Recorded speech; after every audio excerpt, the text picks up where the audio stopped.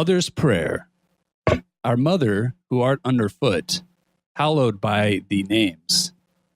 Thy seasons come, thy will be done, within us as around us. Thank you for our daily bread, our water, our air, and our lives, and so much beauty. Lead us not into selfish craving and the destructions that are the hungers of the glutted, but deliver us from the wanton consumption of thy vast but finite bounty. For thine is the only sphere of life we know, and the power and the glory forever and ever. Amen.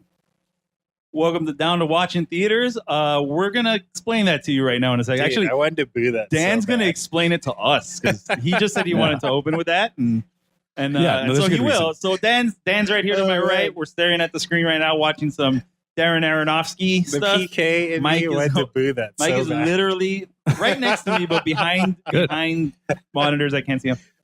Dan, take it away.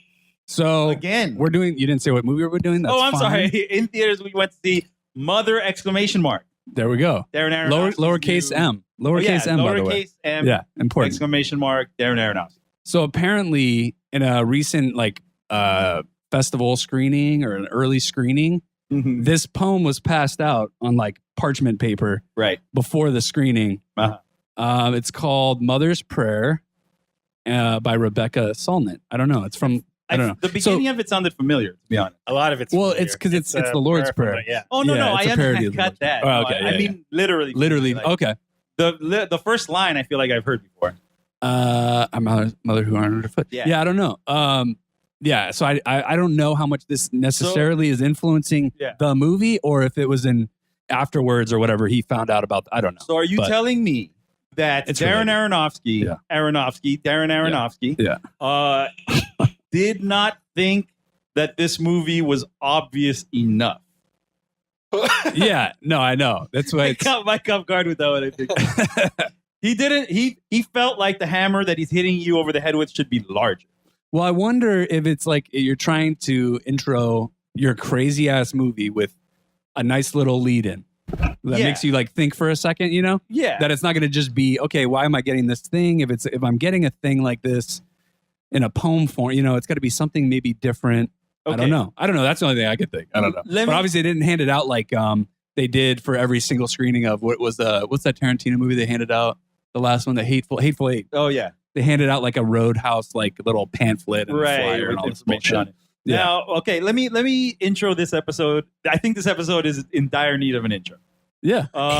What intro? What do you mean? Intro? Like an introduction of what we're going to be talking about. I want for anybody who's seen the movie, for anyone who hasn't seen this movie is not for everyone. This episode of the show is for everyone. This episode, it's not going to be liked by everyone. I mean, no, I don't think it's for everyone. No. Everyone should see this. Just to fuck with some people. Sure. And I think we're going to get into that. But oh my god, if you have seen this movie and you hated it, just before you shut this episode off in anger, I completely understand why someone would hate this movie. Like that is not hard to sympathize. Well, especially the typical moviegoer. Yeah. The typical person going to, a movie in their local like big theater. Yeah. Which is what this was. It wasn't playing in art houses. Yeah, which is which is part of the joke. It's part of the. I think so. Yeah, insanity. But it's made its budget. So one other thing, if you haven't seen this movie and you want to see this movie and you are into the kind of shit Darren Aronofsky makes, and you want an art house experience like this, don't listen to this episode. Go watch the movie.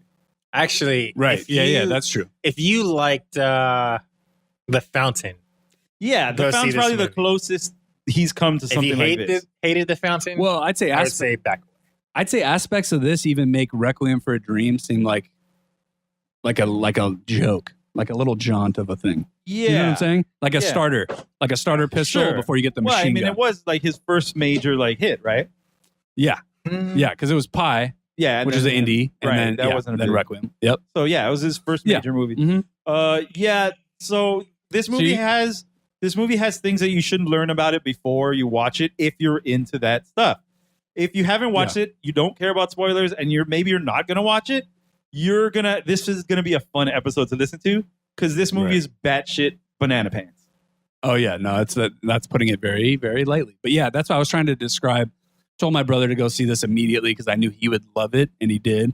Yeah. But so yeah, certain people I was like trying to gauge how to like phrase what's going on, in an intense enough way that I'm like, just know this kind of going in, it's going to be super intense. Well, Dan, you're a fairly wise moviegoer. Yeah. I'm curious what your take is on Darren Aronofsky in general. Yeah. So to me, Darren Aronofsky is like purely. We're going to say his whole name this entire episode, by the way. We call him DA. Right. Or Arnie for short. Arnie. I like Arnie. That. Yeah. Okay. So Arnie, I think I've seen every film. He only has a handful. So tell me about Tell me about him as a director. Yeah. So he's very, very, I can say he's purely of his like artistic vision, right? He's been in the place where he's always, I don't think he's ever feel like he's going to make a film just to make like a studio movie. Right. It's always from his vision. It's always very intense. It's always like, kind of like, he's an auteur. He's an auteur for sure. Yeah. Cause he's mostly, I don't think he's ever not written a movie. I think he's written everything that he's directed. Right. So yeah, he's very much like, I'm going to make whatever I want. And like, almost like David Lynchian way. Yeah. There's a lot of parallels, I think, between the two. Yeah, for sure. If anything, Aronofsky leans even more towards just like, kind of usual like 3-act structure in terms of movies. It's not as like avant-garde in most cases. Maybe his first film, Pi, is like that. But then the other ones are definitely like indie movies, but they're not, I don't know, they're not strictly like I'd say art house movies, right? No, like about Black Swan. There's some most people can artsy stuff in there. Yeah. But for the most part, it's just like, a singular story about, an individual, in most cases, right? Yeah. I think he's kind of as a director or as a writer or whatever, as a storyteller, he's also kind of an angry guy. Like, yeah, there's a lot of angst for sure. Yeah. And if you've ever seen just the way he looks, maybe not his voice, because actually his voice is very. About that. Okay. Yeah. Because he has like kind of a soft voice. I heard him do like a talk before. He has like a New York accent too, right? Yeah. Because he's from Brooklyn, I believe. Right. Yeah. So I heard in New York, I went to a screening of The Wrestler, and he did like a talk after it. Mike, did you go to that? I don't know if Mike went to that. Now, The Wrestler is probably his most like straight up movie. Like, straight up like indie darling kind of like a regular story character. Yeah. And it's when I realized Marissa Tomei is fucking gorgeous. Oh yeah. Oh yeah, I just forgot she was in watched Spider-Man: Homecoming for the. Yeah, she's still fucking gorgeous. She's like 60. Yeah, she's gilf. Really? Yeah, she's gilfed out. She is insanely beautiful. No, she's very gorgeous. Yeah, everything she does. I don't think they ever play her like a monster. 52. Sorry. Okay, yeah, that was a jump. Whoa. 60 was a jump. Darren. So I mean, it's hard. No, that's what. Arnie is hard to sum up, I feel like. It's more like you need to experience his work. But I think more than anything, that's why like with Mother, I think it's such a strong conviction for like his own singular vision. Like everything that's coming out of it, because there is, like you said, anger and a lot of like passion and like raw energy. And it just like oozes out of the movie to the point where I could see how most people can't take that, because he doesn't give a shit what you think. He's like going to create his thing. And if you show up and you want to give it a chance and you like it, okay. If not, you can hate it, and that's still like a good. That's okay too. On top of that, though, I don't think his movies. I think his movies are presented as very complex, and I don't think they are. I think he's kind of like a guy. At least when I hear him talk about how he's making movies and stuff, he kind of sounds like a guy who just goes like, "Yeah, and then I'm going to do this, and just this happens, and." It means this, but yeah. I agree with Raul there. I think, but it's a disjointed. There's a disjoint between it very well. What? I think he tells his stories well. In the movie, in terms of the movie. Yeah. I don't need simple stories. They're not. Well, and this is why like some directors, like I feel like I don't need to hear them talk about it. Yeah. I don't need anything. You really probably shouldn't listen to Darren talk about his movie. Yeah. Well, and especially this movie, like from what I heard, like Jennifer Lawrence and him did like what do you call it? Press conference after a screening. Yeah. You heard about that too, right? They just explain the movie. Yeah. And they just straight up, and it just like simplifies it to the point where it's just like, dude, no, you don't need to do that. But at the same time, you want to sell it. Like I heard somebody reviewing it. He probably had to do that. Like the studio was like, all right. Yeah. Well, they didn't tell it. We did the joke thing, but now you got to make it so people understand. They are really, the studio does seem to really be backing him too in this weird project. They're really like, they're backing him, but I'm sure they were like the ones who were like, yeah, you got to explain. Yeah, but okay, but obviously they were on board because the whole thing was made in secret. You guys know that, right? So like, like all the actors, everybody had to like keep it on the real hush hush. And I didn't even know he was working on something until like a month before they put out like a poster. And he didn't. At least as how the story goes, he didn't see the character of Mother until they started filming. Like when she started to perform her character, that was the first time he saw her performing. What do you mean? As opposed to like rehearsal? Rehearsal. Okay. He didn't know any rehearsal. Oh, okay. No, I didn't know that. So he was even a surprise unto himself. They're kind of jumping in which is both feet. That's kind of badass. Yeah, because then he let Jennifer Lawrence just kind of run with her interpretation of his thing. It sounded like he let everyone just kind of run. Yeah. Which luckily, luckily for the most part, he has a talented crew there. So Michelle Pfeiffer, he kind of just let her run. Michelle Pfeiffer, he let is an amazing actress. The other Ed Harris is also an amazing actor. He admitted that he just let them do their thing, and that's probably the smart thing to do because, like I said, they're great. They're great at what they do.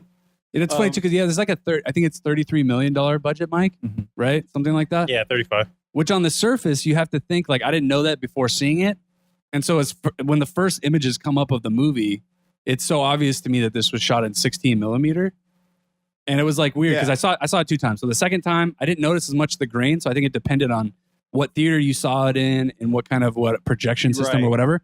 The first time I saw it, I knew right away. I was like, holy shit, this thing is grainy in a good way, in a way that I liked, like an artistic way. So tell us about how it's not very common that 16 millimeter is used anymore.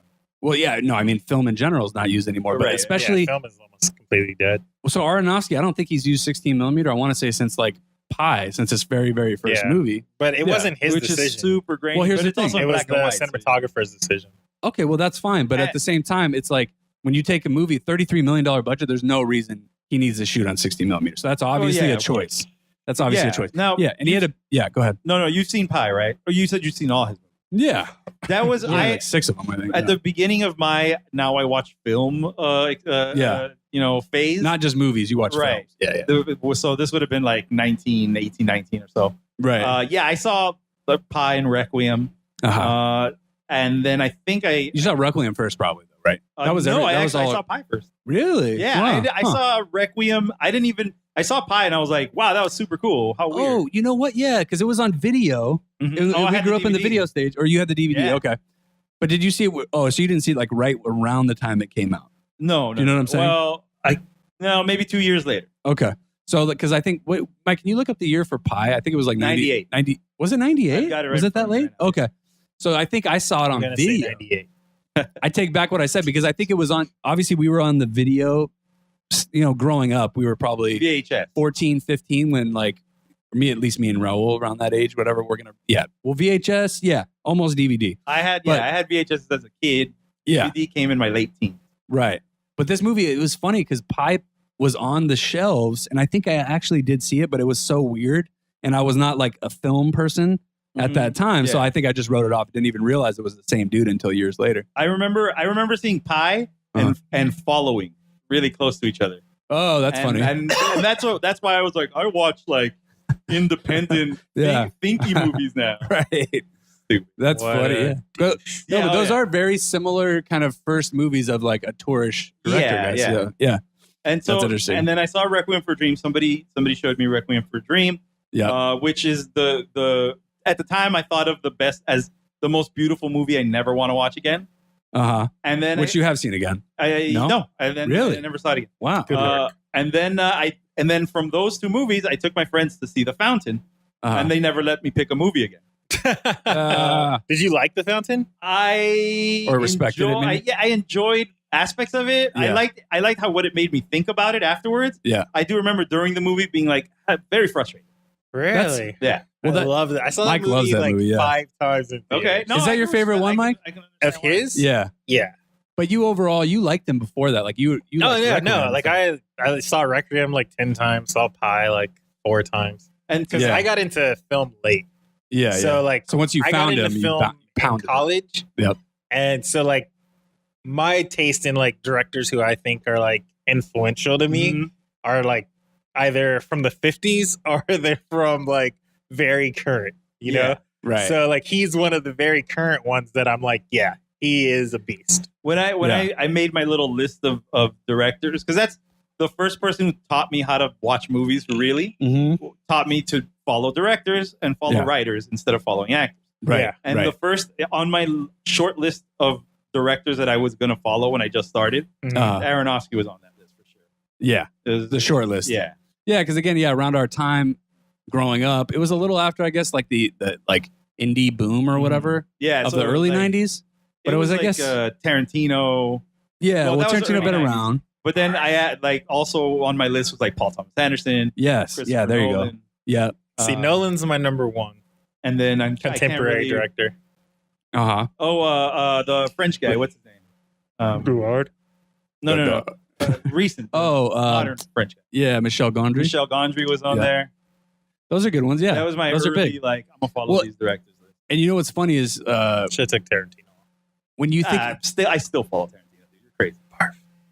Well, no, Mike's right when he brings up the film stock thing with Mother because, Raul, you probably didn't even realize when you're saying you're following directors and writers, but you're also following cinematographers without even knowing. Probably, Right. Well, a lot of them come from like music videos and stuff, right? Yeah, sure. But then also like, not always. yeah, but then the ones that are big time end up working with like the biggest directors. Yeah, like Chichiro. I guess. Yeah, Chichiro. Alfonso Chichiro's won Cuarón. 3 in a row. 3 in a row, I think, for him. 3 years in a row, three Academy Awards. Yeah. Fucking crazy. For dude. who? For Gravity. Cuarón? No, for the cinematographers. He goes by his, yeah. What's his name again, Mike? Is it the short name? I always Chicho? call him by his nickname because that's what Alfonso Cuarón told me. Yeah. Yeah, Mike had a little connection when like they were doing Gravity screenings, trying to tweak the technical stuff. Yeah. Chicharito, right? Chicharito. It's Emmanuel. He plays in Europe, I think. Emmanuel. Yeah. Labisky, right? Yeah. Labinski. Yeah. Okay, there you go, guys. So he did The amazing. Reverend, Birdman, Children of Men, Gravity. He is Yeah, he's by amazing. far my favorite cinematographer. Those are like I some wish he would beautiful stop movies. working with Terrence Malick, but you know those look good. Yeah. Yeah. I mean, I just like, but I hate it because like I hate his movies, but I have to see them because I want to see what he did cinematography wise. right. You know what I mean? So like I sit there just like, fuck Well, this movie. maybe Terrence It's Malick so beautiful. though. draws the, like Like the Tree of Life. I fucking hated that movie, but I've seen it 3 times because the cinematography is amazing. Okay, Yeah, so I don't even know who did that one. going back to Aronofsky and Mother a little bit. This movie, we're gonna get into just spoilers now. Yeah. Jump in. The fun. We were just talking about how people have been walking out of this movie. Oh yeah. Yeah. Oh, wait. Okay. Yes. Let's start with our audience we were with. Okay. I think that's important. Mine's straightforward. Mine is pretty quick. Yeah. So, Come on, Yeah. Shay. I just saw it yesterday. This is what, a week and a half Like after it came out 2 already. weeks? Yeah, Yeah, 2 it's like weeks. 2 weeks. Mhm. And 2 it weekends. didn't, and it's not getting great word of mouth. As a matter of fact, it's probably getting bad word of mouth. But I feel like that word of mouth is making people want to see it. I think that's going to happen 'Cause even more when it comes out on DVD. Because I have Box Office Mojo open, and it's like doing very consistent daily. Yeah, Yeah. I think it. Yeah, the People are seeing curiosity is getting people to the theater. Yeah. My theater probably had 10 or 12 people in the theater when it started. Yep. Including myself, there were 4 people left. Wow. By the end of the movie. Yeah. And You there's a saw him mo- walking out, right? Did you notice them walking Oh, out? it made me smile every time. Yeah. Every time somebody got up to Yeah. leave, I just a big old grin on my face. Did was it early on? Can What I ask you, time did was you it? notice? It was yeah, it was curious. an early movie. It was like 6. No. 6:15. I'm saying when the people walked out in the movie. Oh, okay. So I was about to say that. It was consistent throughout the movie. It was consistent? Yeah, Oh, okay. there was it was like in like Like your 30 time to minute go? chunks. Like What was the Everybody- latest one? there was the big thing that happens at the end, which we'll save to Okay, talk about in a okay. little bit. Yeah. But the big horrible thing that happens at the end was the one where a couple, a guy and a girl, finally they can just tell stream by their out? walking Yeah. that they're just like, fuck this. Even though you want to be like, hey guys, there's only like 10 minutes left. Well, so okay, just like, and something Give it a chance. there's something you brought up yesterday in our text chain while we were talking about this. yeah. And this, I think, this is not to disparage anybody else in the world. This isn't a pro or a con. Yeah. I think here in Los Angeles, we're a little bit more used to ridiculous shit like this on screen, Right. and accept it more, and even a little bit more. What's that called? Disassociated? No, well, No, like he's trying to say we're a little like Desensitized. Desensitized, yeah. So for like 70% of the crowd to leave in an Yeah. LA theater, That's a big deal. it's a big deal. Okay, You but can what imagine city- what Ohio what looks like. city in LA were you there? I was in downtown. Okay. So downtown, see, that's okay. That's true. That's that a little explains a lot, less. though. Uh-huh. A little That's bit. that's not the artsy crowd. Oh yeah, if I had gone to the Los Feliz 3, maybe Exactly. only a handful of people would have walked out of a full theater. Well, I could say, okay, so I All saw right, this. so go, Dan. Yeah, I saw this twice. I saw it opening weekend, like early screening. So I want to say either people were trying to save money or they were eager to see this. I don't know. But I don't remember anybody leaving. But there was seriously, I think maybe 10 people in the first early screening, 10 or 15 people. And I didn't see anybody leave, I don't think. See, that surprises I don't think, me but I wasn't near the exit. because So. early Mhm. shows Uh-huh. are usually people just killing time. Yeah. Right. Yeah. No, I know. But that's why I say, like, a movie like this, I feel like either you're like, you're saving money because you're going to go to a matinee, right? So you're like, I don't give a shit. I'm saving money. I'm just I'll going to watch stay. whatever. Yeah, I'll watch whatever. Or you're so eager to see this dude's movie, which for me, that's what that was. Like, I went into this knowing, like, I would be changed most likely because every movie, like most of his movies, I would be changed. well, I really, no, I just thought about it. I was just like, this is me before seeing this movie, even though I knew nothing. I knew nothing. Holy this is how- shit, man. This that is a fucking way to go into a movie. Yeah, man. serious. Go Well, no. big or go home. and I might have been Shit. completely wrong, right? I might have been budget like, was 30 million, not I 35. disagree. I think you're 100% right. If that's how you're going into a movie, yeah. fucking do it, man. That's wild. No, I'm just leaving that open, that possibility that I'm like, okay, this could be, is it as crazy? Because I think I had only heard, I'm trying to think like, so the reviews were pretty good, like coming out of like festivals and stuff like that. It was like around 80% for a while, like on Rotten Tomatoes. Hold on. And then it started dropping as like more like press screenings were going on in the week leading up. And now I think and they had it. It's funny because it's the only movie I've ever seen on Rotten Tomatoes that they gave a fresh rating with the little like confirmed fresh and then took it away because it continued to drop and it went away. So it was like at 68, it had it. And now I think it's sitting at like 60. No, it has 67. It's fresh. No, you're looking at the wrong thing. I'm looking at Rotten Yeah, I saw it Tomatoes. yesterday. No, I saw it yesterday too. It is fresh. Oh, I just looked it up. I It's just haven't. fresh. So 67. That's weird. Like I literally just. I'm literally in charge of looking things up. literally everybody. No, that's fine. Literally. No, it's not. Oh, okay. So I'm sorry. Like confirmed certified fresh, where they gets the thing behind. Yeah, you're right, Mike. So it's tomato fresh, but it doesn't have. Do you know what I'm saying? Like above, I think 70 or 72. Anyway, like that kind of more confirms, like based on how many reviews or whatever. Where was I going with all that? Oh, so I didn't hear. Yeah, I didn't hear like necessarily what was going on. I heard people walking out, a little bit of that kind of early stuff. There was starting to be some like intense hatred, and I was like, this was only building it up even more. I think that for at me. the first screening or first or second screening at whatever film festival they Yeah, unveiled it Venice. at, That's the only one I it heard. got about. a standing ovation and booze. booze. Yeah, that was Venice. Yeah, and I think half the I've heard of screenings where like half the crowd walked out. Of certain, So yeah, no, this is like and great that for doesn't a movie. surprise me at all. Yeah, no, it's great. What was your it's second- amazing. Well, what city was that? Oh, sorry, what? What Yeah, city where was were that? you? Oh, so the first city was La Puente. Which would explain what La Puente looks like. La Puente is very Hispanic. Well, no, I don't know if it was La Puente. It's a mall over by there, like hidden. What's it called? Hidden something. I don't know. It was like kind of deeper, like kind of Hispanic in general, I guess. Like very suburban though, Okay. like a suburban area as far as I know. Yeah, and then second screening was Monterey Park, which is like Asian kind of population. But that theater too plays like I don't know Chinese movies and like it's an AMC. It's a legit AMC. So then this was funny. So then I saw maybe 2 people in the back, couple people came in late, 5 girls come in. I swear, probably in their early 20s, maybe Hispanic even. I don't know for sure. Okay. And then sit right kind of maybe like 2 aisles behind me. And as they come in, I just start laughing to myself because I'm just like, what are you guys doing? And then a couple comes in late, sits down in the row right in front of me, and then leaves 20 minutes in. And they're the only ones I saw leave. Okay. And the girls, I'll give them credit behind me. They didn't start laughing until the craziness like a little bit later on. Right. Yeah. But there was not like rudeness. Like they were, polite and whatever. Right. Okay. And stuck it out. So yeah, no, I had good theaters for this that were, and I'm kind of glad because Mike, so you didn't tell yours yet, right? Yeah. Let's hear all. Okay, so Mike's would have pissed me off in the moment or Really? parts of it. Well, Yeah, let's hear because it, it's let's hear like, it. So it just ruins I it. saw it in Yeah. Burbank, which is like Ooh, boy. where all movies are made. It's like a very but it's a very film Hollywood. It's centric yeah. part of But it's town. also very family. No, like, not yeah. that. Oh, what part of Burbank? Because there's a Burbank 16. It's rare. Like the families go to that downtown. one. Yeah, like downtown Yeah, Burbank. no. Yeah. See, They might go to the mall one, like the Burbank 8, but the 16, you rarely see kids there. Okay. I also I saw don't it. know. Even at so, this is not a 7:40. family movie. I saw it at Oh, yeah, 7:40 at night Yeah. on a Tuesday. Yep. It was basically sold out. Like Only Really? the- Wow. Oh, because the discounted movie tickets, maybe. Maybe. I don't Yeah. know. That's a lot, dude. That's a lot of people. Okay. But it was basically sold out. That's awesome, though. That's a good way. Because I had to sit in like the very front row, like where the handicap seats are. Ooh, that must Wow. have been intense. It wasn't Yeah. that bad. Like when I saw it was the only seat available, I was like, fuck it, I'm out. And the guy was like, no, it's not that bad in the theater. And I was like, Yeah. all right. Because I wasn't going to Yeah, sit in the front section because like those are the worst seats no matter what. But I was like, all right, I'll just see. I'll see if I can handle the screen at this.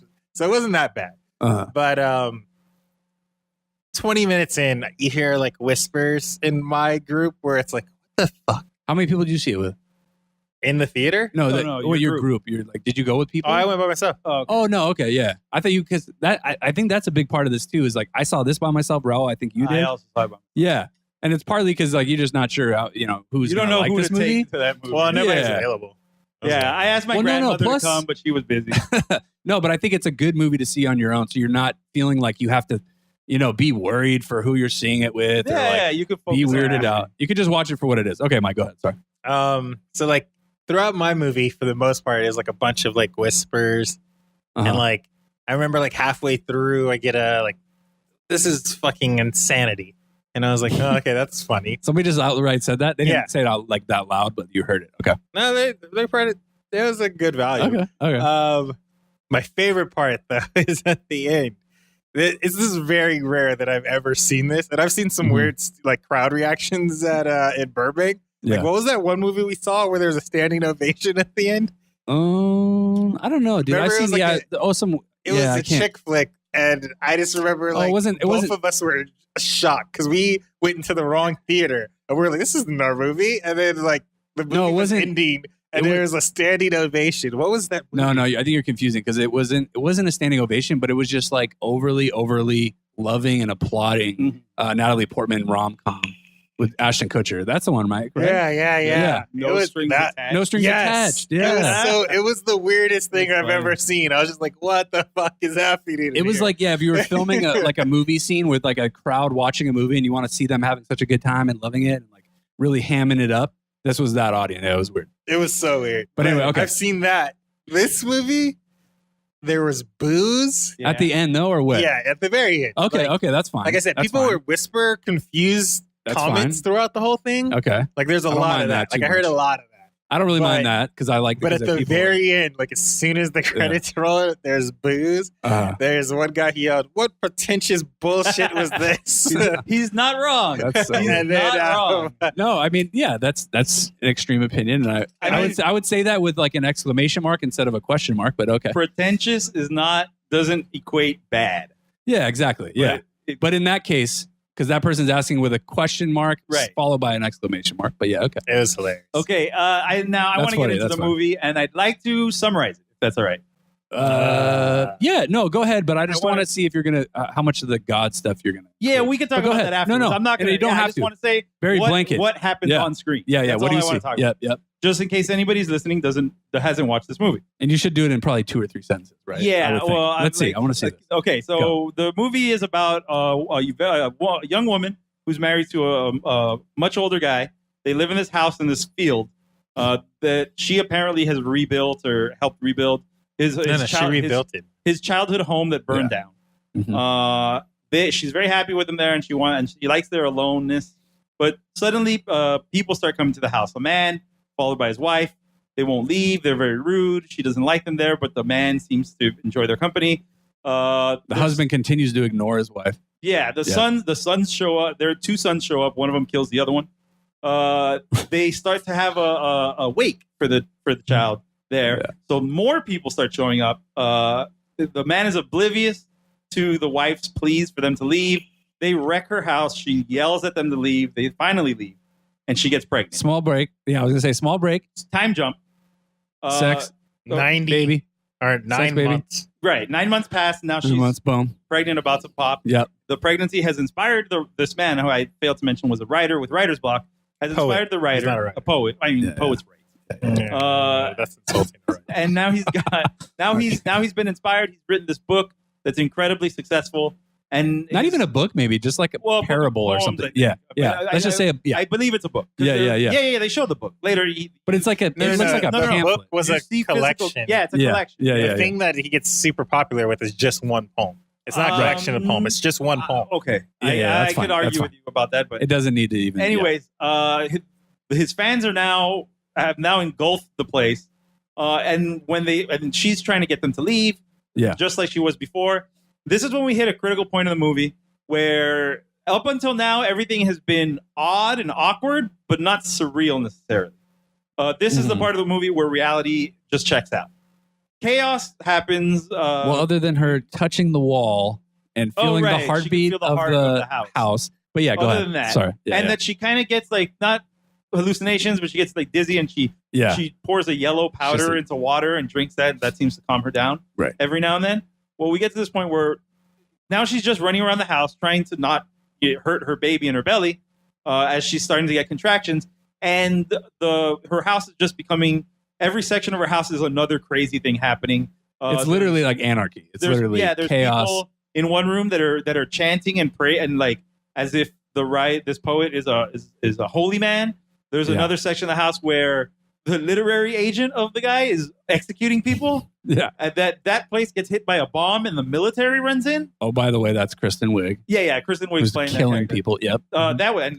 Awesome. That scene was great. Yeah. Couldn't stop laughing. Chaos happens. She has her baby. The husband finally hides her in this closed off room that he had. Yeah. She has her baby, but the man wants to present the baby to the people. Yeah. She doesn't want to.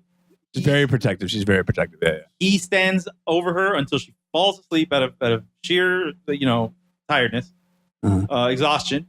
That's when he steals the baby. She wakes up. He's presenting the baby to the crowd. The crowd then takes the baby. The baby crowd surfs, and then is murdered. This is the part of the movie where it's fucked up. You hear. Well, you hear a crack of a neck. Yeah.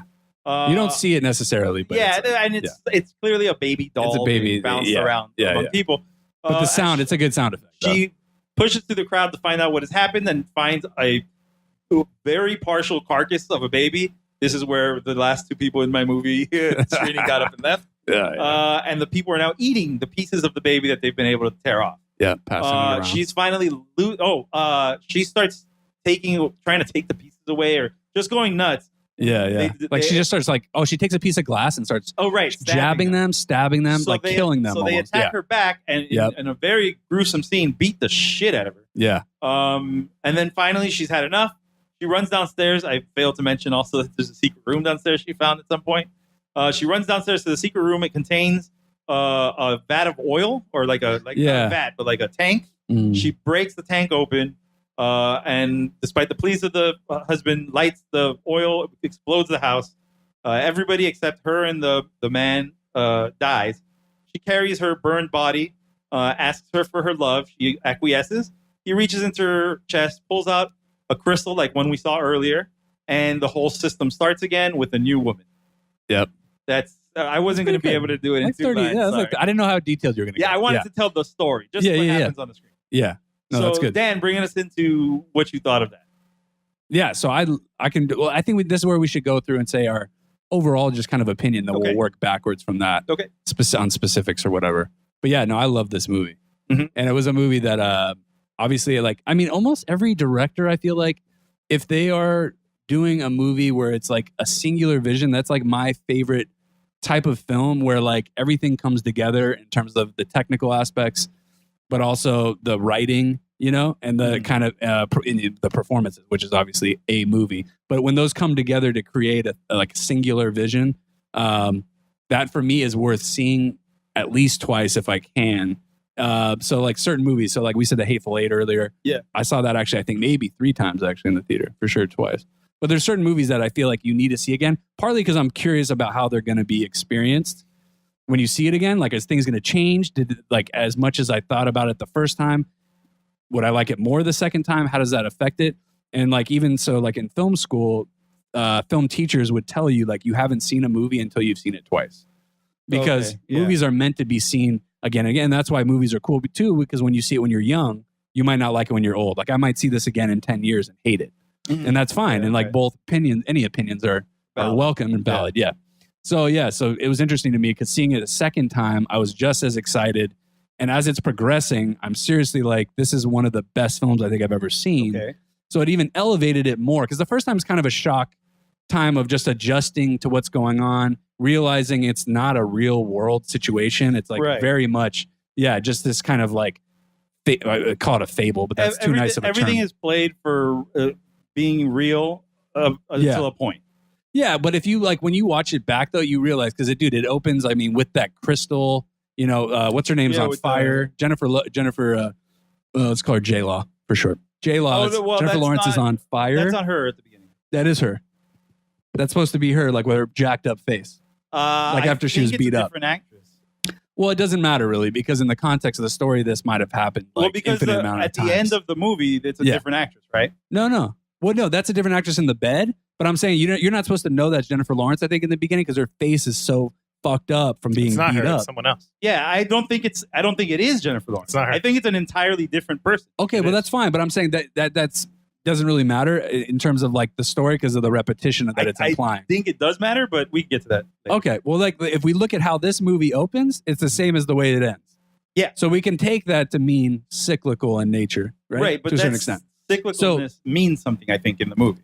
No, that's fine. No, I'm just saying. So so it opens with a burning body. Yeah. And that's it, right? Yeah. And then a crystal, he puts the crystal on the thing and it like makes the house anew, right? And that's it. Yeah. So we're already starting. I'm saying like that's the first. That was my take. The first time I saw it, I was like, okay, we're seeing a burned down house, and now we're seeing a brand new house. So this could easily be like, and Jennifer Lawrence is saying she rebuilt the house, so that's easily like, okay, we're going on that ride. So yeah, in that way, I know what you're saying. But then you start to realize at some point, obviously, like more is going on, and like nothing exists outside of this house in terms of like reality, right? Like everybody's coming to the house with no cars. Like there's no. We never see how people are getting there. There's no road to the house. It's in the middle of a field. Yeah, the road thing is the funny thing that I noticed immediately. I was like, yeah, how do they get there? Right. And that's when at some point you realize, like when you watch it again, it's not real life. Yeah, and when you watch it again, you realize like Jennifer Lawrence is just this like thing that's living, but not really, and just going through the motions of this experience. Okay, so now we're talking about what the movie's about, and while the main allegory, I think, is Mother stands in for Mother Nature. Who's Jennifer Lawrence's character? Yeah. I'm sorry. And then Javier Bardem, the husband's character, is named him. He's a stand-in for God.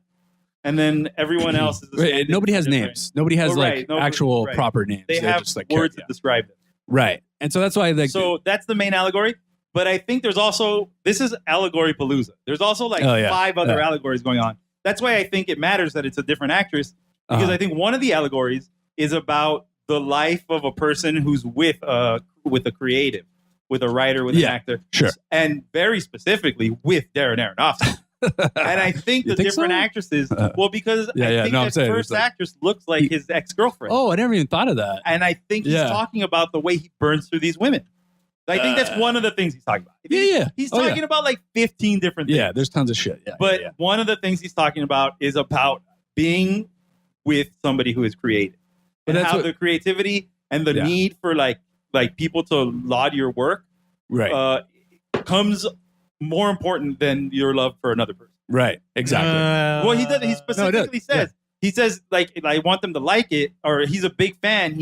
And she says, I've always been a fan of your work. And he goes, yeah, that's cool.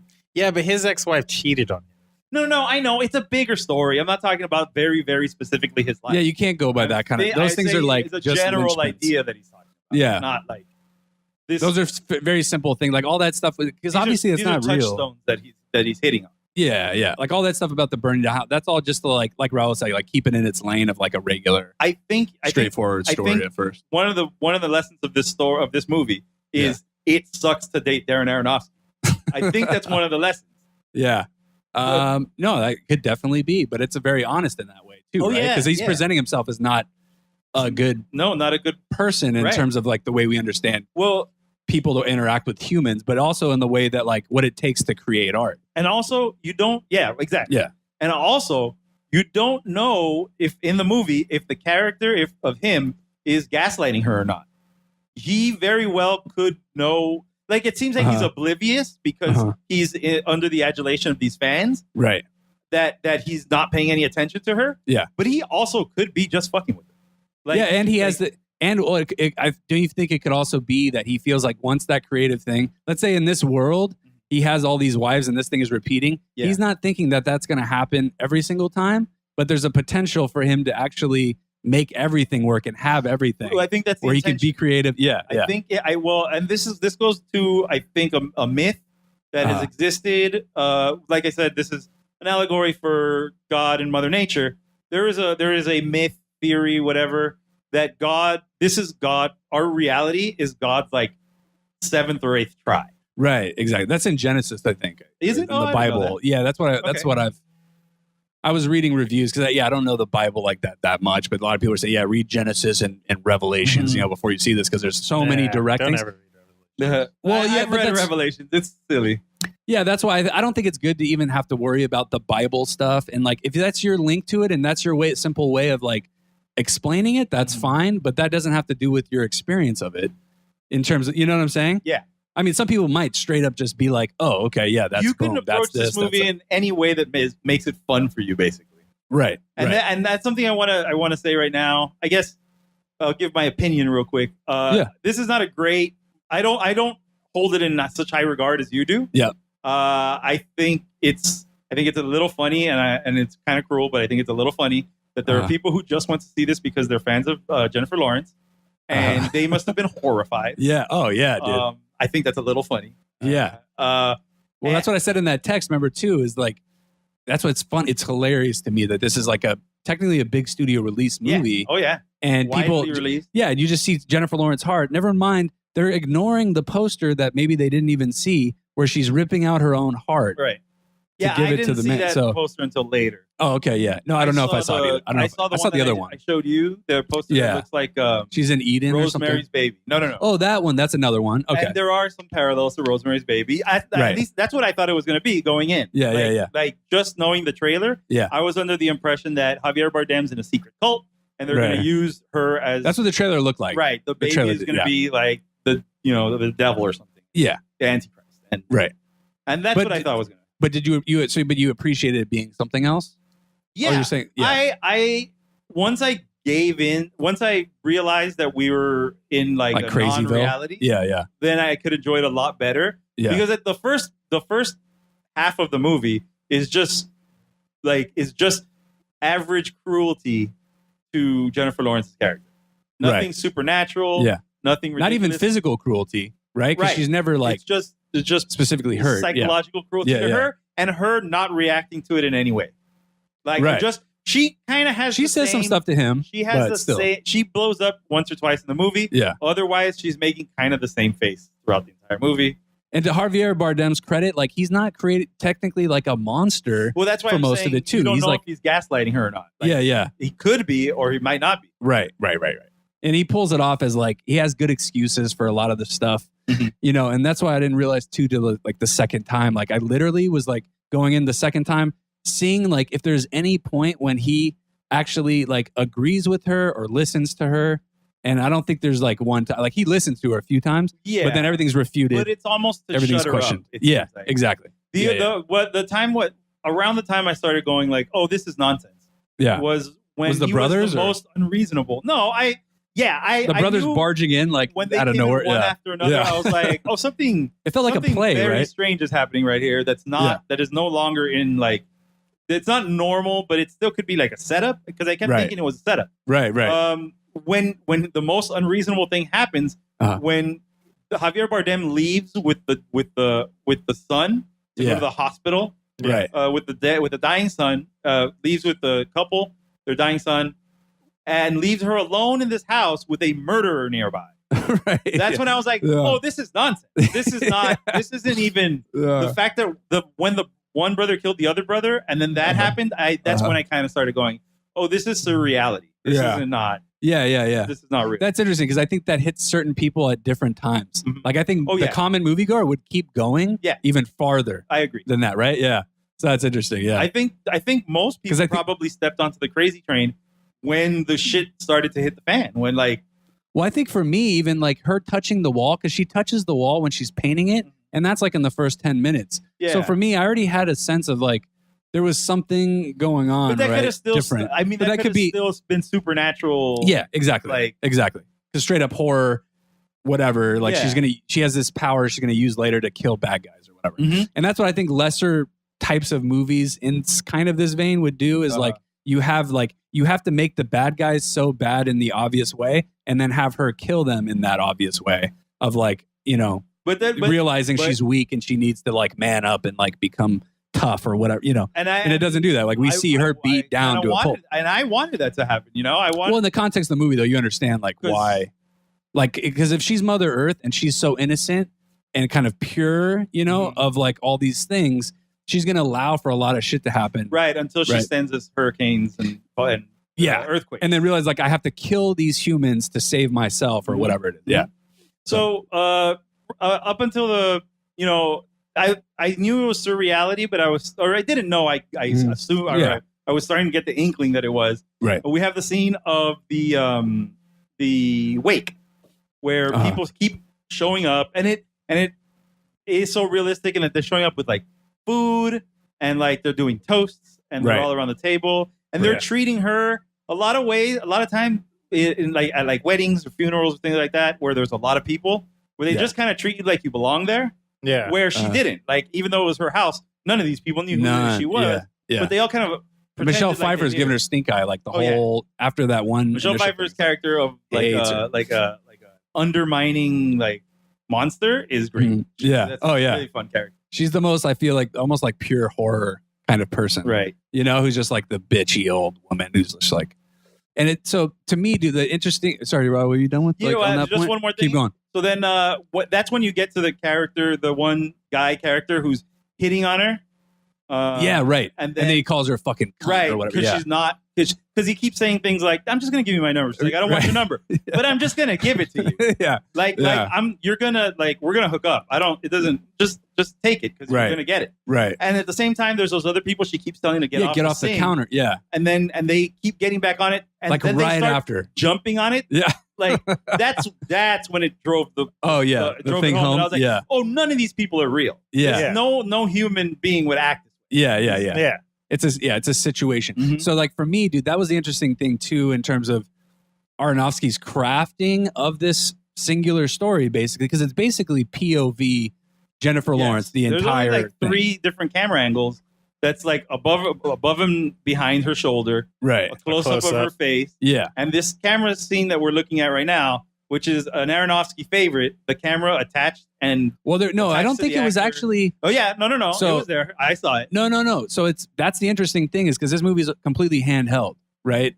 Like the whole thing is basically inside the house. But that's definitely I saw that shot. You can't make the camera move like that unless it's attached to the actor. No, but that's why I think it's interesting because like some of those shots when they're like swirling, like she's walking and serving tea, and the camera stays in close up. I know what you're saying because I thought it was that thing too, but I don't think it was because it's shaky enough and like weird enough and like off kilter enough that because like when you have that attached camera that's in front facing you, it stays stationary and only the background moves.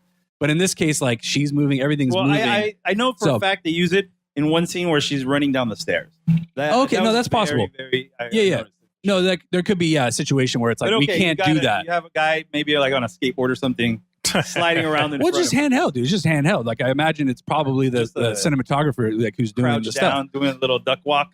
Well, yeah, because it's from like under her, right, or kind of, or no, it's like her eyes. Yeah, it's pretty straight on. Okay. Yeah, but she's looking and doing stuff and serving stuff. But it's just such a chaotic moment, dude. And it's just like there's a lot of shots like that I'm just like, wow, dude, this is like crazy because it's not typical filmmaking at all with like setup shots and master shots and close-ups and medium shots. Like it's all just like supposed to be POV this woman, and for good reason because it's her story. Like we're supposed to observe everything from her point of view, right? So everything seems crazy because it is. Like if we broke that and like let's say he just did not handheld and different setups, we would not get the vibe of what he was going for. Right.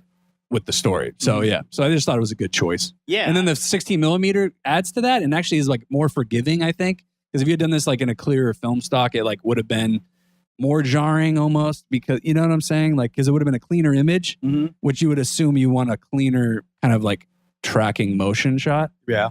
Yeah. So Okay, that's going a little outside of my knowledge of how film works, but it definitely. I wasn't listening. I think it makes me. He's making you feel how he wants you to feel with the shots that he uses and stuff.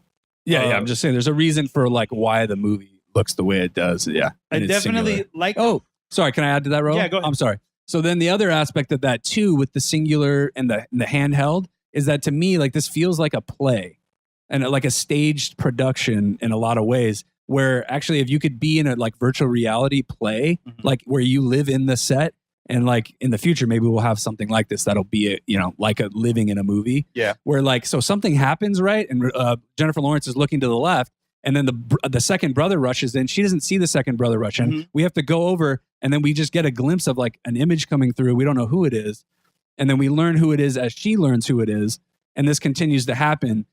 Do you know what I'm saying? Like where it seems staged. It seems so staged because it's this thing, but it's also because it's from her point of view.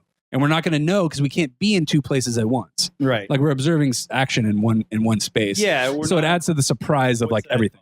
We're not omniscient in this movie. We're not. Yeah, exactly. Yeah. In the way like a novel is like omniscient and like the narrator is God or whatever. Yeah. Like we don't have that. Depending on how it's written. But exactly. Like in the typical way. Inside of her head, basically. Yeah, exactly. So again, it's just amazing to me. So like some of these shots, like when we see like all the people start breaking in, right, from different angles and all this stuff, it's so chaotic because it's one person taking this in. Do you know what I'm saying? We're not seeing cut to the outside of the house where the guy goes through the window and then cut back and then like the way it's like antithetic. There's no explanation to how that thing just happened. Yeah, and it's funny because it's antithetical to his approach, like in Requiem for a Dream, with like close up, cut to the eye with the drugs, taking the drugs. Dealing drugs, like quick cuts. Yeah. So it's interesting. Yeah. Does he call it hip hop directing or whatever? Something like that, right? Yeah. I believe, he called it something like that where he makes a little beat out of the cutting and right. So so to me that was like I don't know, one of the most impressive parts is just that singularity of vision to like make it so like her movie and add to the chaos of everything going on, not just for the sake of the chaos, but in the way we're observing the chaos. Yeah, I agree. Yeah. Yeah. So that I think that's when we have the jump cut, we cut to jump cut where? Well, I'm sorry, jump cut, the time jump. And we get to like the second baby and stuff. Invasion, basically. Yeah, right. That I like I said, I didn't enjoy it as much as you did. Yeah. That whole segment of her running around her house, as things continue to escalate, was amazing. Oh yeah, I was. Was it? Were you thinking like the choreography of this? Oh yeah, like the staging is amazing. It has dude. to be it's so amazing. Yeah, to put exactly. That together. Yeah, because especially too, because you're like, you have to have her like I saw this more the second time too. Is like observing specifically as he rolls out elements as the chaos, so it builds and builds and builds. Yeah, you see exactly how the elevation goes, and I think to a certain extent he's trying to apply it to the history of man. Sure, like and get the impression. Well, even if she's Mother Nature, the obvious thing is like our assault on Mother Earth. Well, it starts in the with, very literal sense, right? Of like just not chaos. But it starts like in the fact that it starts with religion and then escalates to like war. Like, right. Modern warfare. Right. You know? No, you're right. Because there is like a subtle moments where she doesn't even know what's going on. She's just like there are subtle moments in this movie. Well, in terms of that scene, okay. yeah, because it changes the terms of. I'm saying subtle in terms of like we don't know how far this is going to go or how deep it's going yet. But you're right because like all of a sudden a cult is forming. Right. It seems like a cult, not yet quite a religion, and it's pretty much Christianity. Like yeah, it's very clear. Even to the point where like instead of a cross on the head, that the like kind of Ash, the Ash Wednesday thing. Yeah, that was cool. Yeah, I didn't notice that until the second time. That was I kind of rolled my eyes at that part. Yeah, well, dude, it's just I mean, because I didn't catch the rib thing. Really? I didn't. No, I caught that the second. I didn't think about it. When he's in the bathroom, when right? Ed Harris. So Ed Harris early in the movie is throwing up in the bathroom. And Javier Bardem quickly covers up a wound in his side. Right, that we see it for a split second. Yeah. And then the next day, what's her name? Michelle Pfeiffer, who's playing Eve, shows up. Or she's playing a woman, right? Right. She's Their characters' names are Adam and Eve, woman. Kind of Adam and Eve. Man and woman. Types, yeah. And then the two sons are called older brother and youngest son. Yeah. Cain and Abel. They're Cain and Abel. They're clearly. Yeah. But what were you saying about the rib thing? What clued you in, I or just didn't but I'm read it? talking about the Christianity stuff that they add there. But there's nothing more to the rib thing other than he covers his back as he's Other throwing than up, it right? comes from like No, but I'm saying physically in the movie, what do we see? One of the stories. Because But I'm in just- Genesis, there's 2 creation stories. But I'm Okay. saying, okay, in the terms of the movie, though, what do we see that implies that? We see like the bloody part of the back of his rib cage, right, as he's throwing and up. then that the next day, woman arrives. Yeah, and then the heart and was that the toilet? Was that the? I didn't get the toilet. Yeah, because because that was her bathroom, and he wasn't in. I don't think he was throwing up in her bathroom. No, he was throwing up in It was the guest room. Yeah. So that part, that's kind of a whatever. I didn't get. There's a few things I didn't follow really. Oh, what do you think of the yellow? I Yeah, it's one got of a theory on this. Okay, let's hear it. So On the what? I got The yellow substance she was The drinking. elixir? Yeah, I have it almost looks like ancient, right? It looked like not ancient, but Okay. like super old timey. Here we go. So do you remember when she starts painting? Yes. She feels the pulse of the wall, Mhm. right? And then she realizes what she has to do. She doesn't like the first paint. Very specific with the color that she wants. Yeah. So she has a certain paint. She doesn't like it. She feels the wall. She feels better in a sense, or she has like a clarity at least. She goes, she gets the same color Yeah. powder as the color she puts Yeah. in the paint that then she paints the house. Right. So, or is going to paint the house or whatever. So I took that to mean that she was actually almost taking the thing that's making the house better. Do you know what I'm saying? And using that. And for using herself. that to make herself feel better. Yeah. Because Right. it's not really explained. And like things I've read, like nobody can really like just like straight up be like, oh yeah, that's this thing. It was like, I read one thing. Did you read this, Ro? Like a possible influence could be from this other, like it's a short story or something that's written Doesn't sound familiar. called A Yellow Wallpaper. Oh yeah, I heard somebody bring it up, but I didn't look into it at all. It's about a hysterical woman whose physician husband confines her to a room in their home, driving her slowly insane via infantilization. In addition to the yellow potion, Miller quite literally paints the walls yellow. So yeah, so I think there might be something to that because when she puts it in the drink, it looks almost like a powder. And then when it hits the water, it has like a similar effect, like almost like a magical effect, like the love thing does with the rock, with the crystal. You know, it's kind of a similar thing. So yeah, that's my only real thought on that. It's not a big deal, I think, in the movie. I think it's just in the movie we're just taking it as like she needs something to like help with something that's going on in her psyche that's kind of throwing her off or whatever. Yeah, Right. Yeah. It's just a little device. It's not a big thing. I haven't heard. Even though Aronofsky has explained a lot of the movie like too much. Right. That I guess his answer to what was the yellow powder was you should ask Jennifer that. Oh, okay. And that's as far as we've heard. Oh, interesting. Yeah. Well, okay. And then I think the only other thing, sometimes things are in a movie or in a work because it's set up for a thing that's going to happen later. And the only thing she does later is she's cured of whatever because she she's gets pregnant. Yeah. And she throws it away. Right. So, and then that feeling comes back though, right? I think while the chaos is going on, but it's also just contractions. Right. She's just getting contractions. Yeah. That's what I didn't. I got that it was that stuff was gone when she got pregnant. Yeah. I think we just take it like that. Another thing. What was the thing that the guy said to her, the killer's son, when he comes back to get his wallet? Oh, he comes in. He says, "Wow, they left you alone." Right. And then he says one more thing. He sees that she has a weapon. Oh, and he says, I don't know if it's because of that. No, go ahead. He says something like, "Oh, you know what the score is, or you know how it is, or you know what's going to happen." Yeah. Like the fact that she has the weapon in her hand means that she knows that she has to take care of herself. I guess maybe. Yeah. I don't know. That was another kind of surreal kind of thing. Whatever he said, it was like a weird thing to say. Yeah. It wasn't a typical thing you would just say. It was like implying something's coming. Or like you're saying, you need to be prepared or whatever. So I don't know. Yeah, again, I don't think that's I don't think it plays in. I didn't really know what it was talking about. Okay, here's a good one for you. Yeah. That again, I only noticed second time through. Mikey Boy probably picked up on this maybe because he's good at this stuff. So the handle, so the door handle. The one that he breaks off. Yeah, so he breaks off the handle. It goes crashing to the floor. Jennifer kindly picks it up like something I got to fix later. Puts it on sets it on like on the piano little thing or whatever. That's the murder weapon, right? That kills the brother, right? Yeah. I noticed that the first time too. I didn't notice the second time it's used that we see it again. The guy who's like the leader of the cult, who's like putting ash on people and like organizing, he fucking hits her in the head with it. Yeah. And that's the first brutal hit. Yeah. Because there's a close up of it in his hand. Yeah. So you have to kind of, it's hard to see the first time, I think. Yeah, I didn't see that. Yeah. That's kind of a hard thing. Yeah. Because it just looks like it could be anything. But the second time I clearly saw it, I was like, oh shit, that's kind of cool, man. Yeah. So he brought that back around. So I like that. Yeah, it's like a through line. I don't know if that's like a biblical whatever the fuck. You know, who Yeah, I knows? don't- I'm It could be not man sure if I using can a follow weapon that. or whatever the fuck. Yeah. Right. First time there's bloodshed, and then it released. You know, that's ultimately the thing. He also has the killer son has that mark on his forehead that is reminiscent of the mark of Cain. which Oh, is there a is, mark on his head? I didn't know. Yeah, he's got like a gash in his head Oh, before after all the when fighting. he comes back. No, when he Oh, he comes back. Oh, okay. because that's the mark of Cain is God marked Right. Cain to forever shame him for killing his son. Oh, gotcha. Okay. And that's okay. he has that too. Yeah, it was like a random like little blood right on his forehead. Okay. And of course the big yep. simile, of course, is the eating of the child. Yeah, the Jesus. The Jesus allegory. Yeah, bread and wine.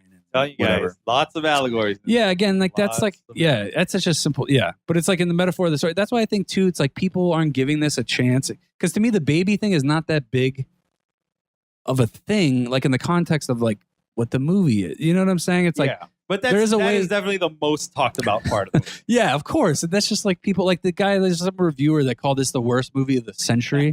He's like, I'd like to call it the worst movie of the year, but that's too kind. So I'll call it the worst movie of the century. It's like, dude, Oh, no. wow. And I don't know if he brings, I'm assuming he brings up the baby is probably like the icing on the cake. If you already hated this movie and you get to that point, then yeah, that's not going to help you like the movie more, you know? Yeah. Because fundamentally, yeah, just stylistically, the way this movie presents itself and progresses, it's like, I don't see yet most people like, oh, so I wanted to read like the quick little like Rotten Tomatoes summation thing. Because it's pretty kind for it being, I guess it's 67, so it's fresh. But like I said, it's kind of middling. So the critic consensus is, I think, is perfect because it says there's no denying that Mother is the thought-provoking product of a singular, ambitious, artistic vision, though it may be too unwieldy for mainstream tastes. Okay. And I think that's like perfect Yeah, because that sounds good. because it says, okay, this guy's an artist, but if you aren't really ready for this, then yeah, you're it's going to be tough. And I can see a lot of people not being ready for this. Yeah. I can't think of a lot of people I know that I would recommend this movie to. Yeah, no. Whereas Mike says it should be mandatory viewing for everyone in the history of time. Yes. I mean, that would be fun too.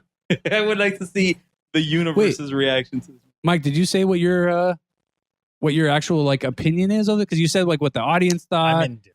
and we know you like Aronofsky, so that's why when you first texted us that like, oh, my audience was amazing, they said they hated this movie. I was like, wait a minute, And I said my audience was fun.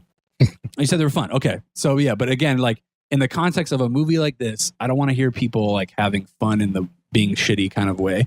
But at the end, that's fine. That's like a thing. I mean, but during when a movie, I saw The Fountain the first time, I would say it was a sold out show, and maybe 15 people made it all the way through in the theater I was in San Diego. Wow. Yeah. That's interesting. Yeah, and they were probably saying shit as they were leaving or whatever. And that's fine. Yeah, like that. I mean, in a way that's like, I mean, can that make you like a movie more? Do you know what I'm saying, Mike? No. Did you think do you think you liked it more because of that? Because you're like, oh shit, because you found yourself liking a movie that people walked out of. So after the movie, you're like, did I really like? Is this movie that good? Story-wise, or am I missing something? I didn't think The Fountain was that great. Do you think that Right. it's I like, think all the aspects of The Fountain are amazing. Yeah, like the visuals. Like, even the and, like, background story of The Fountain's amazing. I feel like I've heard that he was unhappy with how that ended up. Like he needed yeah. more Oh, yeah. time That was or a big. something. Like, Yeah, the budget was cut. yeah. short. Okay, that's what it was. Yeah, because he tried to get Brad Pitt, and it was supposed to be like $150 million big budget And then movie. another movie came around, right? Yeah, and then Brad Pitt dropped out, and the budget they cut to I think the budget was still like 60 to 70 million on that. No, What? No. final budget was 30, Yeah, and Are he you had to serious? make Oh, wow. major So he did- revisions to the Yeah. story, right? and Yeah, Kate so- Blanchett still got 20 million for not even being in the movie.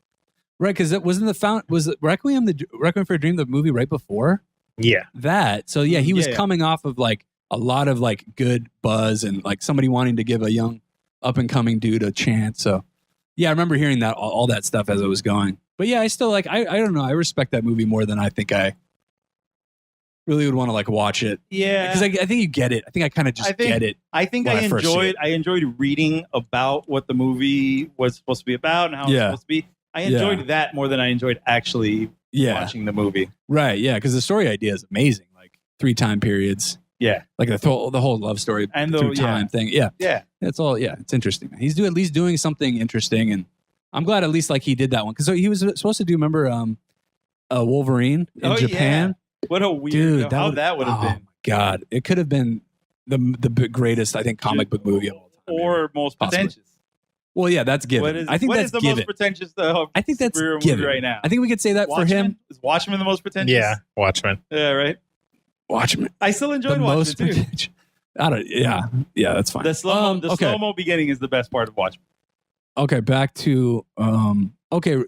What do you guys think of this? I want to present something to you guys and see if you guys thought about this, noticed it. I'm sure you might have noticed it, but what does it mean, or does it not have to make? I don't think it has to mean anything necessarily. But so there's a in terms of sound design, there's like a sound that happens only in the study or like the office, and it's from the very beginning. We hear it like when he sets the crystal and the house becomes anew, because that's in the office. So we hear this little like ting, ting. It's this little like tinkling sound, but it's only in that room. No, I didn't notice it. Okay, because it comes every time we're in that room early on. Like you see her watching him try to write, and be creative, and you hear a little ting. There's no music, obviously. There's no music in the. Is there any music in the? I guess later, right? Maybe. I think there's some atmospheric. There's like sounds and stuff. Yeah.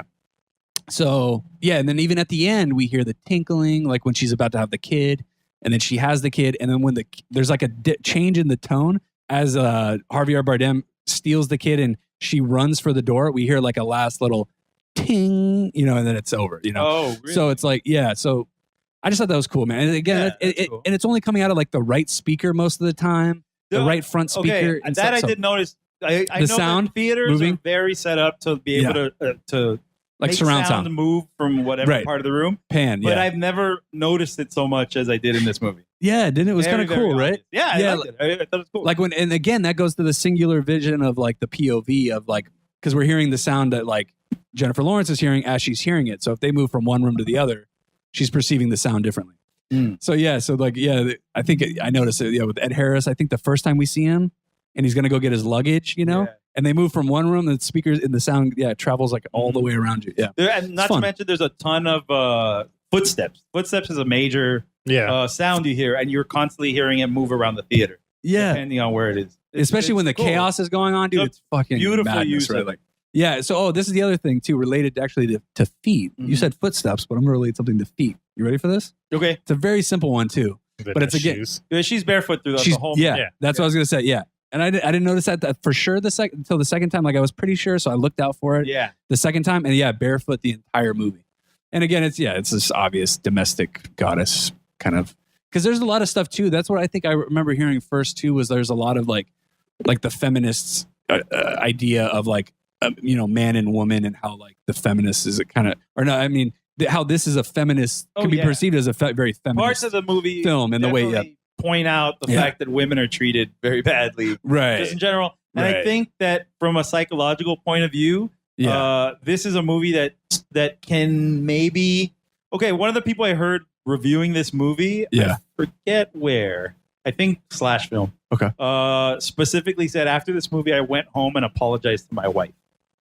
And it was like it takes a point of view of women from the woman's point of view, where she's very dismissed. Like throughout the movie, her opinions. I felt like I felt that more throughout the movie. Yeah, because like the religious overtones. Right. Yeah. Like I knew all that shit. They were, and I feel like that. Yeah. I feel like that's why this is the first Aronofsky movie that I just kind of.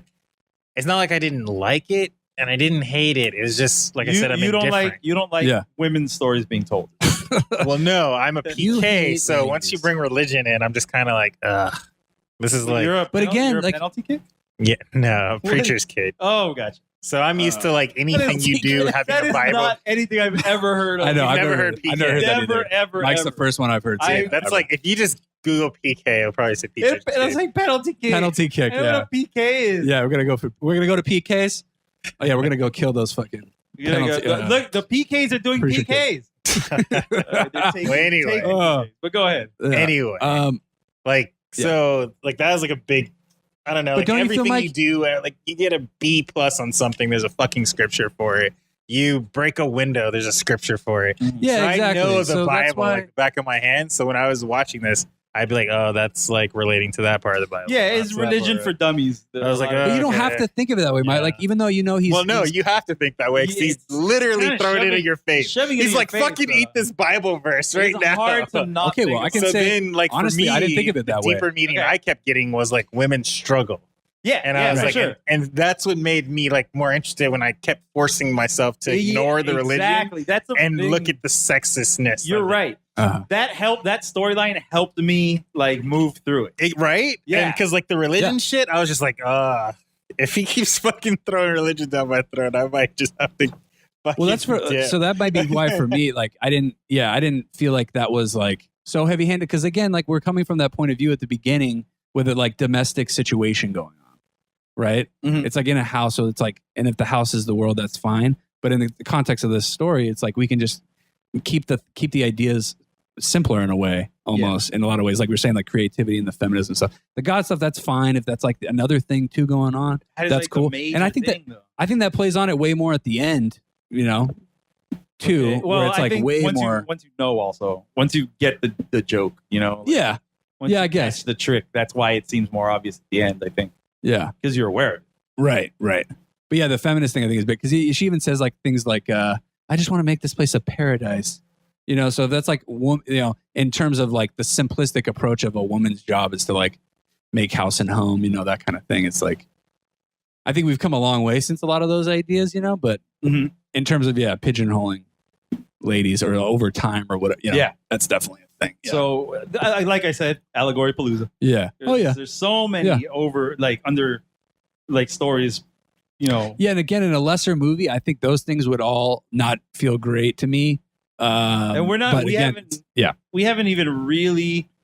I mean, the thing that he straight up said is this is a movie about like global warming or whatever. Right, I heard that. Yeah, I feel like that was a cop-out answer. Well, no, because Well, I Jennifer think- Lawrence, yeah. in terms of the Mother Nature thing, that Yeah, I think yeah. it completely makes sense. That completely can work as a thing. But then when you say like, oh, it's also a God story. Well, yeah, she's like, also okay, the well, that Virgin can work Mary too. or whatever. Yeah, so like all these things, I think can kind of work, you know, in their own. Well, he in their own certainly way. So put it's them like, in there. He certainly Yeah. went like. oh yeah, So yeah, I guess in the end we're saying this movie's full of shit. I mean, like not no, full of dude, shit, that's what not I'm full of saying. shit, So full of shit. Maybe I'm not of make- stuff. Of, okay, so for of me, things. all that stuff, like I don't, and that's fine. We all have to have our opinion. That's cool. Mhm. For me, the visual side of things and like how that goes down is enough to like pull some of those, you know, obvious like allegorical things Right. out and put this in a different realm. But I don't think in everybody. terms of Yeah, filmmaking. not everybody. No, not everybody can enjoys do a that. movie No. from Not everybody's a film cinema, theorist. Exactly. So And that's also fine. Fuck film theorists. What? Huh? Why? Because it's Why can't we all live? Did you not see Mother, Mike? Yeah, mother's gonna kill Jesus. you with her Yeah. hurricanes.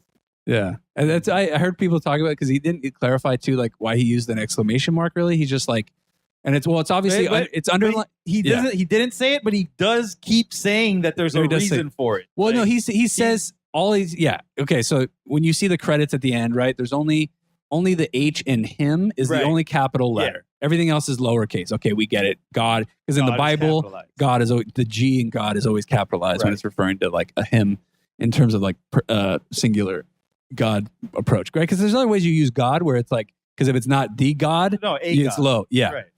Right. And so yeah, that was one thing he said is like, oh, so yeah, Mother works because it's really her story. So we keep her lowercase in the name, but then you know the movie just kind of is an exclamation mark, right? Mhm. That's just kind of the explanation, and I think it's fun. That's fine. I don't mind it. doesn't. I don't mind yeah, it. It's a doesn't very bother me. pretentious It's thing. That is an overly pretentious thing, but it's I fun. think generally the movie's pretentious. He's pretentious. It doesn't mean that he makes bad movies Exactly. or Exactly. that the movies shouldn't be. Most talked about. auteurs are pretend like that goes with the territory. Yeah. So yeah. And then did you guys stay? Oh, was it meant to fucking text you guys to stay for the end credits? Did any of you No, I stay? didn't. Mike, did you stay a little bit? for what? The credits. For like any part of like the end credits? No. A little bit? Dude, it's fucking badass. So like the ink, you know, like the ink we see, we only see it like at the beginning when he writes Mother. Right. And we see the way he writes is that same way. right? Like on paper, on the parchment paper. Yeah.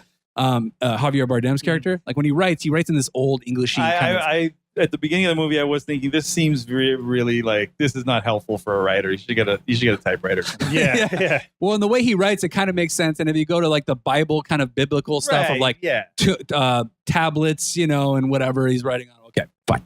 So at the end though, like over the credits, dude, it's like you see blotches just come in and out randomly, like writing and stuff with the like ink, and I don't know, it just looks cool. Okay. Yeah, it's just something interesting that I've never, and you can kind of read certain things, but it's not clear really, because I thought maybe it was going to say some stuff, or we're going to see like what he wrote in that thing that everybody loved, that singular piece, if that's indeed what it was. Maybe we were going to see some of that, and maybe that's what it is, but we're not really seeing what it is. I don't know. I thought it was interesting. Yeah, no, it's something to look out for. Like I have been interested in that in another movie. Oh yeah, we talked about this already.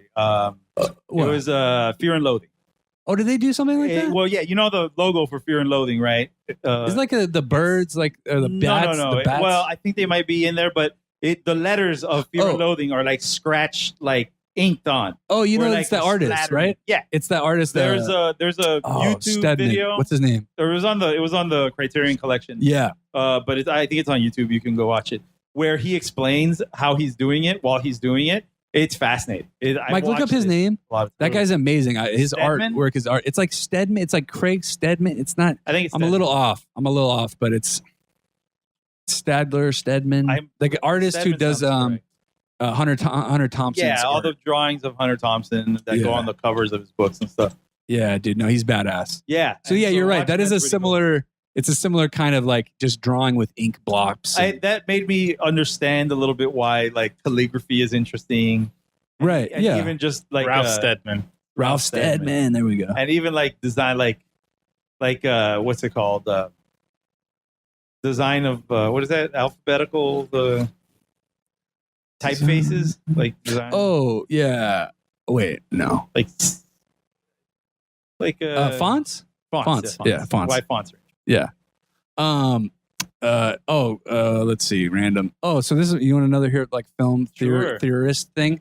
I was just thinking about this. This is a completely my thing, but I'm wondering if people are going to think this later who are like super kind of film people. So this is kind of an end of the world movie, right? You could say that, right? Like in a way, like in the way it ends or whatever. Yeah. And this is one approach to it. It's a very bombastic, like over the top approach. There's a Hungarian filmmaker, though, who's one of my favorite directors named Béla Tarr, and he did this movie. It's his last movie he did, and he always makes like pretty bleak stuff, pretty like not really like necessarily end of days, but it's always usually black and white in the later part of his career.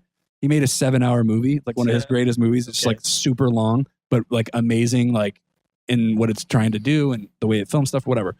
And so his last movie is like an end of days kind of movie. But it's quiet, dude. There's no talking like at all. It's literally like a man and maybe his wife, or it could be his daughter, probably his daughter, man and daughter in this house. But it's like a singular, different type of end of the world movie, completely different than this movie. And I love them both. And both of them are like way up there on my list of like kind of movies now. So like they bookend each other. Yeah, exactly. It's like it would be the craziest double feature to do. But yeah, anyway. So that's just something I thought about. That's true. All right. Film buddy of mine's going to appreciate that little comment. I'm sure he'll be checking this podcast out. So, what else? Okay. The brothers in the movie. Did you know this? Actual brothers? Did you know that before you saw it though? No. Okay. I didn't know that either. I thought it was cool. They had the same name. Oh, I didn't even. Okay. I just read that later. Yeah, the Domhnall, right? Domhnall Gleeson. We know, right? He's the known one, the one who kills his brother. Right. The other one. Have you seen him in anything? I don't think so. Okay. No. I think he might be an actor, right? But we just haven't seen him in a lot of stuff. Yeah. I wonder how their parents felt about that. I mean, they probably loved it, dude. His dad's a freaking artist. There's a lot of feelings that went through this movie. I think I believe Jennifer Lawrence's brother had to leave the theater during the scene where they were beating her. Oh yeah, I believe that. Yeah, that's the thing. That was dude. That was pretty brutal. Did you have this feeling, dude, during that climactic scene? Made me feel like unlike any feeling I've ever had in a movie before. Where I literally was like, felt like it's a weird juxtaposition to be observing like pure, utter, unadulterated like chaos in a movie, and then you realize like you're just sitting in a theater, like quiet. You know what I'm saying? No, I had this feeling like, yeah, what you're saying, but I didn't. Like I could easily flip the script and become that thing on the screen, Do you know what I'm saying? Like, I don't know. Yeah, you probably don't know. What I'm like so engrossed in the movie. yeah, you're that, like so engrossed and that so is like, the reality what of is the going moment, on? Yeah, in like front of you. you don't even understand what the hell is going on right now. So much that you're like, how can you be sitting here quiet when that's going on? Like, not as if it's like real, but it's just like, in a way, like if you're, I guess, entranced in a movie in that way, you can almost justify what's going on in a way. You can't do nothing. Yeah. Sit there and do nothing. Or you just realize, yeah, how do you exist in this world? You become crazy like the crazies. Right. So anyway. Yeah, no, I could. Yeah, this movie hit me intense. hard. It's an intense movie, that's for sure. Now, as far as if you should go watch it, I would say that's your call. You better like fucking pretentious nonsense. Yeah, or if you just like, yeah, like I think it's enough for people to hate it. Just go see it. In it if you want. That's because there are meanings there, and if you go into it like Dan did, ready to be changed, maybe you will be. Yeah, I didn't know it was gonna, like, obviously, yeah, I don't go into most movies like that, but like with Aronofsky, it's like we only get an Aronofsky movie every, dude, I think it's been how many years since, Noah was like 2014, I guess. I don't remember that movie but yeah, I think we saw that, Mike. So we saw it. We've been watching clips from his movies in front of us, since we don't have, obviously we can't watch Mother in front of us like we normally watch the movie we're talking about. Yeah. First of all, it was really hard to pay attention when Natalie Portman was dancing. The old Black Swan. But then, so Noah has been playing for the last few minutes. Yeah. I was unaware that they were giant rock monsters in Noah. Oh, yeah. Dude, that movie is weird. That movie has like... That movie is weird. It was directed by Darren Aronofsky. Those are two things that are like... you might... They're repetitive. You never seen it, Ro? You never seen it, obviously. No, I or you didn't even know about it, maybe. I haven't seen Noah. And surprisingly enough, I haven't seen The Wrestler. You saw the Black Swan? You saw Black Swan? I've seen Black Swan. You haven't seen The Wrestler? Wow. No, I know. That's a lot that of could be a people's TBT. favorite Darren Aronofsky. That'd be a fun TBT maybe to do. Oh, well, you know Mike has his rules.